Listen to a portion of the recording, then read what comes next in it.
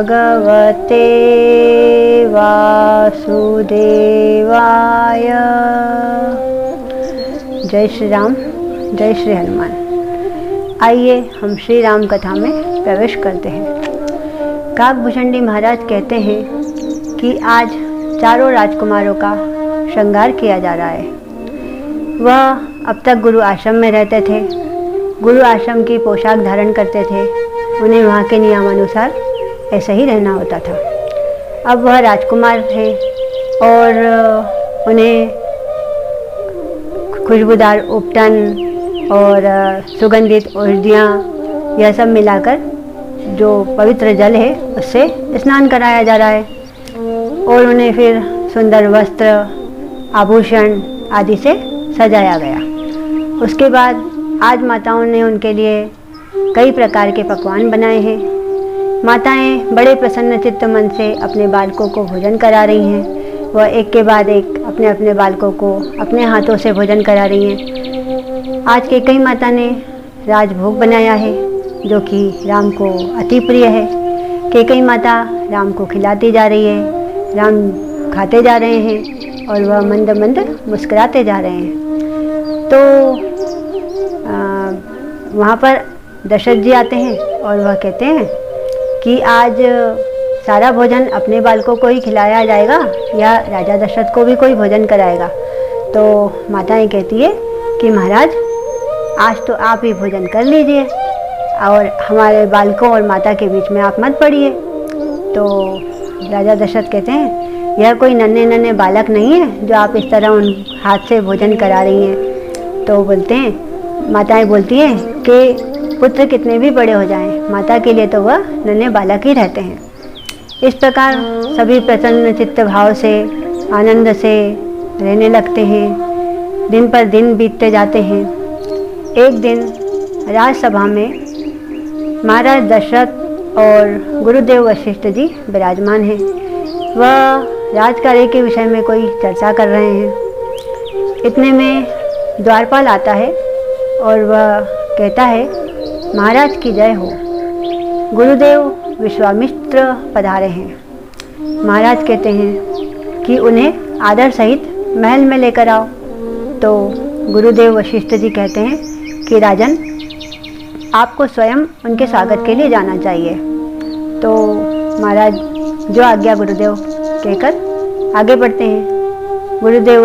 गुरुदेव विश्वामित्र का स्वागत करते हैं, उन्हें ससम्मान महल में लेकर आते हैं। फिर उन्हें विराजमान होने का आग्रह करते हैं। गुरुदेव विराजमान हो जाते हैं। उसके बाद महाराज उनके चरण पखारते हैं। फिर अपने ही जो कंधे पर एक अंगवस्त्र रहता है उससे वह उनके चरण पूछते हैं। इस प्रकार गुरुदेव महाराज को निहारते रहते हैं।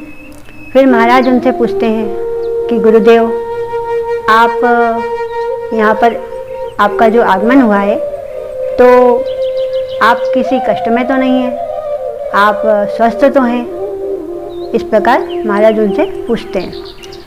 गुरुदेव कहते हैं कि महाराज, आपका यह स्नेह, प्यार और भावपूर्वक सम्मान देखकर हमारे मन में जो आशंका थी वह दूर हो गई है। अब हमें पूर्ण विश्वास है कि हम जो मांगने आए हैं वह हमें मिल जाएगा। महाराज कहते हैं, गुरुदेव आपको क्या चाहिए, आप आदेश कीजिए। तो गुरुदेव बताते हैं कि राजन, हम जन कल्याण के लिए यज्ञ कर रहे हैं, पर हमारा यज्ञ जो ताड़का के पुत्र हैं मारीच और सुबाहु, वह विध्वंस कर देते हैं, तो हमारा यज्ञ संपन्न नहीं हो पाता है। सो हम आपसे सहायता मांगने आए हैं। महाराज कहते हैं, गुरुदेव आप जैसी सहायता चाहते हैं मैं वैसी करूँगा। मैं सारी चतुरंगी सेना आपके लिए तैनात करा देता हूँ ताकि आपके जो यज्ञ हैं वह निर्विघ्न संपन्न हो जाए। तो महाराज वो गुरुदेव कहते हैं कि नहीं राजन, हमें सेना नहीं चाहिए, हम तो आपके राम को लेने आए हैं। तो महाराज के मन में एकदम डर बैठ जाता है, चिंता होती है। वह कहते हैं, गुरुदेव राम तो अभी बालक है, वह तो युद्ध के दाव पेच भी नहीं जानता। तो वह इस प्रकार आपकी किस प्रकार सहायता कर पाएगा। और रावण तो बहुत खतरनाक है और वह तो बड़ा षड्यंत्रकारी है, तो मेरा पुत्र तो नन्हा बालक है। नहीं नहीं गुरुदेव, वह आपकी मदद नहीं कर पाएगा। आप मुझे आज्ञा दीजिए, मैं आपके लिए खुद स्वयं चल के आप वहाँ पर खड़ा रहूँगा और सभी राक्षसों को का वध करूँगा ताकि आपका यज्ञ संपन्न हो जाए। तो गुरुदेव कहते हैं कि नहीं महाराज, हमें राम ही चाहिए।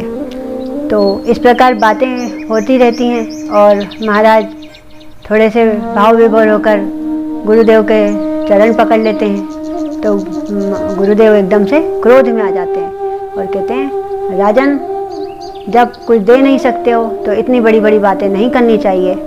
हम तो तुम्हारे कल्याण के लिए ही सोच रहे थे, वरना हम स्वयं सक्षम हैं अपनी रक्षा करने के लिए। तो गुरुदेव वशिष्ठ जी कहते हैं कि गुरुदेव शांत, आप शांत हो जाइए। फिर गुरुदेव वशिष्ठ जी महाराज से कहते हैं कि राजन, आप गुरुदेव के साथ राम को भेज दीजिए, इसमें हम सबका कल्याण है। तो महाराज कहते हैं, गुरुदेव आपकी आज्ञा।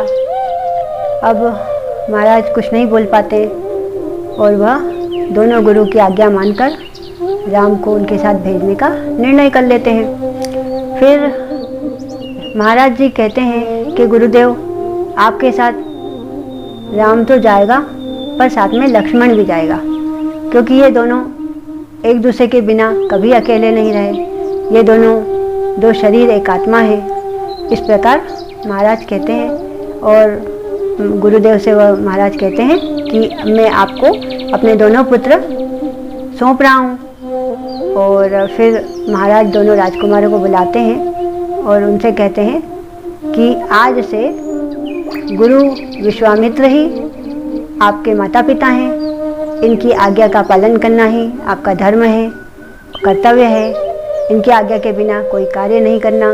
इस प्रकार महाराज उनको समझाते हैं। फिर गुरुदेव कहते हैं कि राजन, आप निश्चिंत रहिए। आपको यह जो आपके दोनों राजकुमार हैं, इनकी महिमा अभी तक पता नहीं चली है। यह तो जन कल्याण के लिए और सबकी रक्षा करने के लिए ही दुनिया में आए हैं। यह तो मंगल मूर्ति है। मंगल भवन अमंगल हारी, द्रवहु सुदशरथ अजर बिहारी। इस प्रकार गुरुदेव दोनों बालकों को लेकर प्रस्थान करते हैं। बोलिए श्री रामचंद्र भगवान की जय, हनुमान जी महाराज की जय। जय श्री राम।